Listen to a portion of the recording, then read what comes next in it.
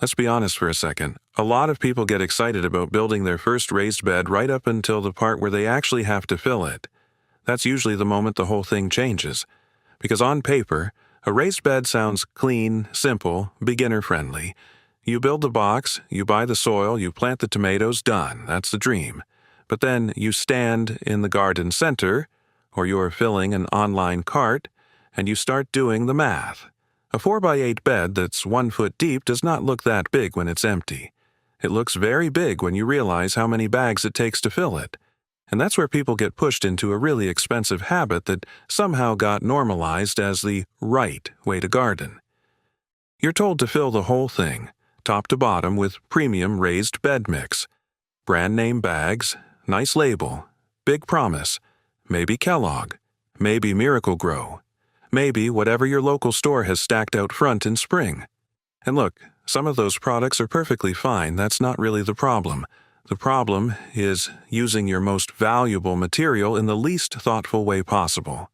Because once you start treating the entire raised bed like one uniform block that needs the same soil from top to bottom, you end up paying premium money for space that is not doing premium work. That's the part a lot of beginners never hear. Not all parts of a raised bed need to do the same job.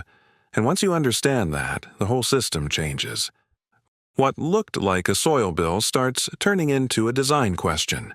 What is this top layer actually for? What is the bottom half actually for? What can be built instead of bought? And maybe more importantly, what are you really trying to create here? A box full of expensive material? Or a bed that starts helping you back? Because those are not the same thing. And honestly, that difference is where a lot of raised bed advice falls apart. It sells the bed like a product. What we should be building is a system. Here's the mental shift that makes this whole method click. The top of the bed is where your best stuff belongs. That's where seeds germinate. That's where young roots first spread. That's where compost, biology, and texture matter most, in a way plants can actually use right now. That upper zone is active. That's the layer doing the immediate work. So yes, you want good material there. You want a top layer that feels alive, something crumbly, dark, moisture-friendly, not dense, not dead, not full of chunks that dry out into a brick. But the lower part of the bed, that doesn't need to be premium potting mix buried in the dark forever. It needs to support the system above it. That's a completely different job. The lower zone can give you bulk. It can hold moisture. It can create air pockets. It can slowly decompose. It can become the deep engine of the bed instead of just expensive filler. And this is where a lot of people overspend without realizing it. They think they're buying fertility, but what they're really buying is volume. Volume is the expensive part when you do it the lazy retail way. Fertility is the part you can place strategically. That's a big difference. So the goal here is not to cheap out and throw junk in a box. That would be the wrong lesson. The goal is to stop wasting your best material on the part of the bed that doesn't need to be treated like a seed-starting mix. You're not making the bed worse. You're making each layer do a more honest job. And once you see the bed that way, yard waste stops looking like trash. It starts looking like structure. It starts looking like stored moisture. It starts looking like future organic matter. And suddenly the question is not, how many more bags do I have to buy? It becomes, what do I already have on this property that can do useful work down there? That question is where the savings start. But more than that, that's where the long-term payoff starts too, because now you're not just filling a container. You're building a bed that changes over time, preferably in your favor. When people hear fill the bottom with yard waste, they sometimes picture some random, messy pile shoved into a bed to save money. That is not the idea.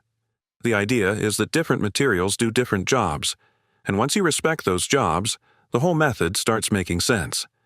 Take thick logs or old untreated branches first. Those are your long-term bulk. They take up space that you would otherwise pay to fill with bagged soil, yes, but that's not all they do. Over time, they also act like a slow sponge. They soften. They hold water. They become habitat for decomposition.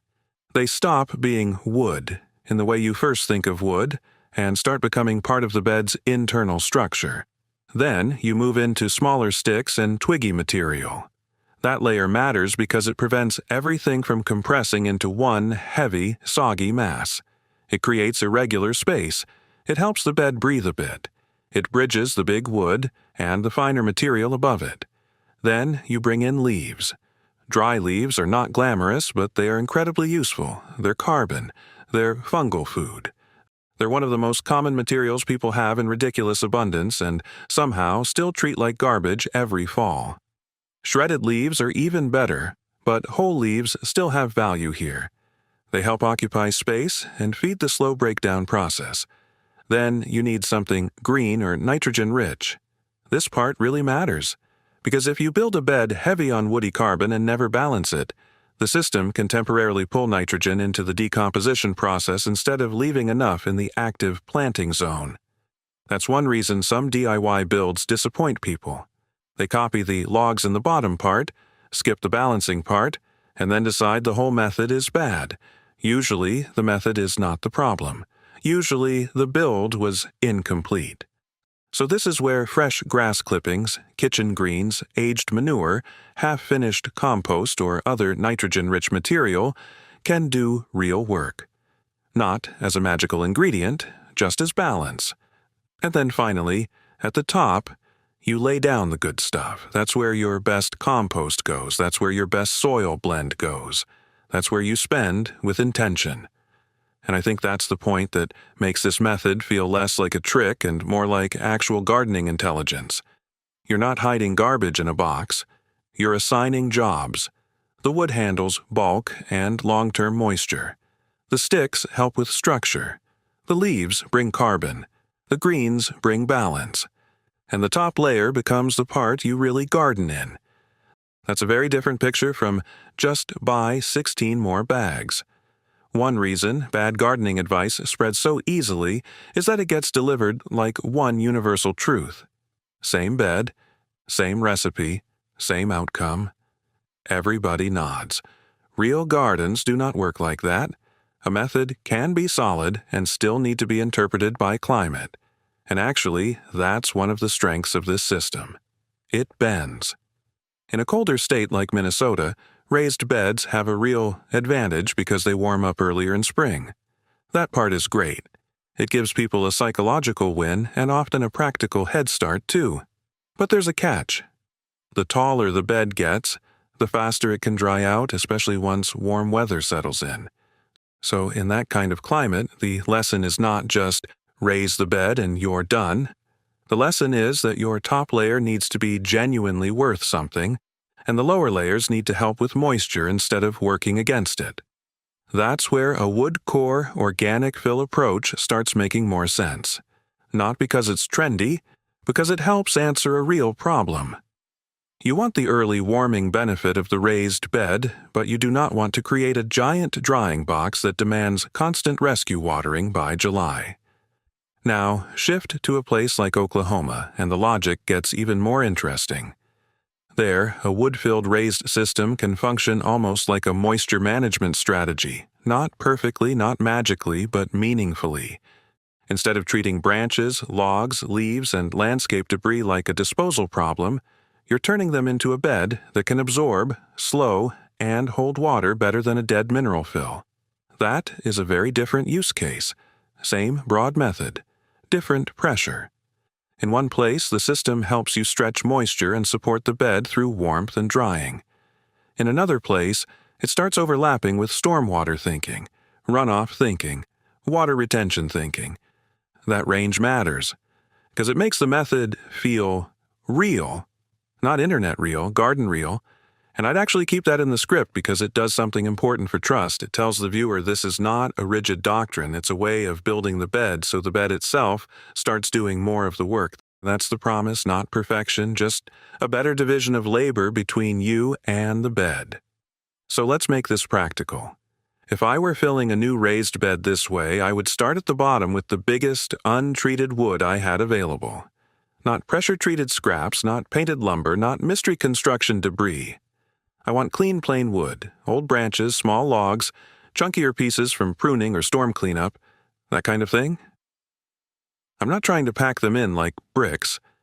I'm just building a rough lower skeleton. After that, I'd move in with smaller branches and twiggy material to fill the awkward gaps. This is where the bed starts feeling less hollow and more connected. Then I'd add a carbon-rich layer. Leaves are ideal for this because most people already have them. If the leaves are shredded, even better. If not, still useful. Cardboard can be used lightly in a build like this too, especially as part of a transition layer, but I wouldn't overdo it. I don't want to build a sealed lasagna. I want materials that can break down and breathe. Then I want nitrogen. That could be fresh grass clippings, as long as they're clean and not loaded with herbicide residue. It could be aged manure. It could be half-finished compost. It could be green garden waste. The point is not to be fancy here. The point is to keep the woody lower mass from becoming too carbon-heavy and hungry. Then, on top, I'd finish with the layer that actually matters most right now. A rich planting zone. That's where your purchased material belongs. That's where a good raised bed mix earns its keep. That's where compost pays off immediately. And this is also the point where I think brand names help the listener picture reality. If somebody wants to use a Kellogg raised bed mix for that upper layer, great. That makes sense there. If they prefer a Miracle-Gro raised bed product for the planting zone, fine. The issue was never that branded soil is useless. The issue was burying the whole budget where the plant doesn't need premium texture from top to bottom. That's the distinction. And I'd also be honest about what I would avoid. I would not use treated wood in a vegetable bed fill. I would stay away from black walnut material because of the risk of juglone sensitivity with certain crops. And I would not act like every wood behaves the same. Some dense, rot-resistant woods break down much more slowly. That doesn't always make them wrong, but it changes the speed of the system, and that matters. Then, once the bed is built, I'd water it in well. Really well. Not because water magically activates a trend, but because dry organic layers need help settling and making contact. A bed like this should feel intentionally built, not like a pile you hope turns into soil by accident. That difference shows up later. This, to me, is where the argument gets stronger. Because saving money is nice, obviously, but just saying spend less is not enough. Spend less on what? So you can do what instead? That's the better question. If you stop burying premium bagged mix all the way to the bottom, you free up room in the budget for things that actually improve the active growing zone. Maybe that means a simple rainbird drip setup so your watering is slower, steadier, and less wasteful. Maybe it means a bag of Job's Organics to support hungry crops through the season. Maybe it means more compost for the top few inches, where it actually changes root behavior. Maybe it means mulch. Honestly, mulch alone solves more avoidable frustration than people want to admit. A properly mulched raised bed loses less moisture, swings less wildly, and generally behaves more like a bed with some sense in it. That's the value contrast I'd want the viewer to feel. Not this vague, you can save money line that everybody says. I'd want them to feel the trade. Do you want to bury another stack of expensive bags where they're mostly acting as filler? Or do you want that same money going toward irrigation, fertility, compost, mulch, and the top layer your plants are actually living in? That is a much better use of resources. And it also changes the emotional tone of the project. Now, the bed doesn't feel like a one-time expensive purchase that you have to keep feeding forever. It starts feeling like an asset, something you build once, then tune. Something that gets easier to manage because the structure itself is helping. That's really the heart of this whole piece. A raised bed should not just be a nice-looking container that empties your wallet in spring. It should become a working system. I think this part matters because too many garden videos sell the payoff and skip the honesty. So here's the honest version. A bed built this way is not a magic trick, it is not instantly mature. And the first season may not be the most impressive season. If the nitrogen balance is weak, some crops can look hungry. If the lower layers settle, the soil line can drop more than people expect. If the top layer is too thin, the bed can feel rougher in the beginning than a fully purchased soil fill. That does not mean the system failed. It means the system is active. Beds like this settle. That's normal. Beds like this often want a compost top-up. Also normal. Beds like this reward people who pay attention during the first year instead of expecting a one-and-done miracle. That part should be said out loud because it actually protects the viewer from disappointment. And weirdly, that honesty makes the method sound stronger, not weaker, because then when you describe the year 2 payoff, it doesn't sound like hype. It sounds earned. By the second season, a well-built bed often starts feeling darker, softer, more integrated. Water doesn't disappear the same way. The soil has more internal life. The whole thing feels less like a box you filled and more like a bed that has started becoming itself. That's the stage people usually want from the beginning. They want resilience. They want less watering panic. They want less hauling. They want to stop buying material just to maintain the illusion of a garden system that never really developed any depth. And that's why I think this style of raised bed filling is so compelling when it's done right. It respects time. It assumes the bed can improve instead of just deplete. That is such a better story than the annual shopping cart model. So no, I don't think the lesson here is that bagged soil is a scam and every store product is the enemy. That's too easy and honestly too sloppy. The better lesson is that retail gardening has trained people to solve every problem with purchased volume, when a lot of those problems are really design problems.